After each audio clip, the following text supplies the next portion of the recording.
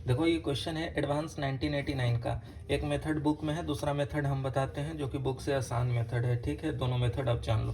क्या कह रहा है, if A and B are real numbers between 0 and 1। ठीक है, ये कंडीशन ध्यान में रखना है। Such that the points z1 is equal to a plus I, z2 is equal to 1 plus B I, z3 is equal to 0 form an equilateral triangle, then a is equal to and b is equal to. देखो ये है, ये origin है तो यहाँ z3 है। ठीक है, z3 इजकल टू 0, ये z3 है।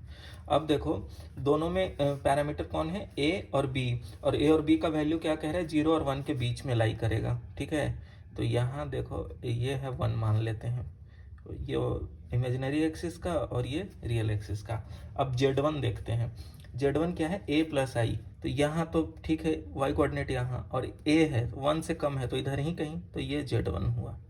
ठीक है, ये y आई है तो y इक्वल टू 1 पे। ठीक है, तो ये z1 हुआ। अब z2 करते हैं, तो z2 क्या है, 1 plus B I, X axis पर पहले 1 यूनिट आ गए और बी आई इसमें से कहीं भी, तो ये हो गया b। ये z2, z1 z2 इसलिए फाइंड आउट करना सही लगा क्योंकि अब देखो इसका यूज कैसे कर लेंगे।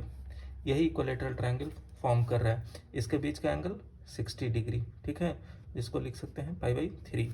तो अब लिख सकते हैं z1 माइनस z3 z1 के बराबर, तो z1 is equal to z2 times e to the i π/3। देखो ये एंटी क्लॉकवाइज डायरेक्शन में है इसलिए प्लस π/3 आएगा।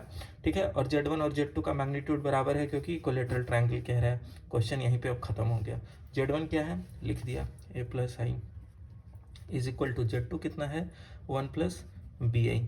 ठीक है, और ये है इसको लिख लो cos थीटा प्लस आई साइन थीटा के टर्म में, तो cos 60 1/2 प्लस आई साइन 60 √3/2।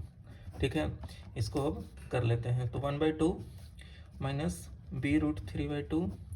ठीक है, प्लस आई टाइम्स b/2 प्लस √3/2।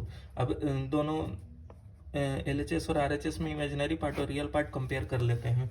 तो इमेजिनरी पार्ट देखो b/2 plus √3/2 is equal to 1, तो b यहाँ से मिल गया हमें, b इजक्वल टू 2 माइनस √3, ये आ गया b आपका। ठीक है, अब रियल पार्ट कंपेयर कर लो, तो a equal to 1/2 minus b/2 √3। ठीक है, b का वैल्यू यहाँ सब्सटीट्यूट कर दो, 1/2 माइनस इसको b√3 कर लो, तो 2√3 माइनस 3/2। ठीक है, इसे कर लिया हाफ माइनस √3 प्लस 3/2।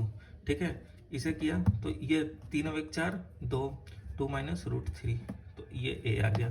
ठीक है, a और b दोनों बराबर वैल्यू। इतना आसान सा मेथड था। ठीक है, फिर z1 और z2 लोकेट करने से। ठीक है, अगर यही नहीं लोकेट कर पाते तो ये एंगल हम नहीं बता पाते कि प्लस π/3 होगा कि माइनस π/3। ठीक है, तो ये मेथड आपको इसलिए बताया।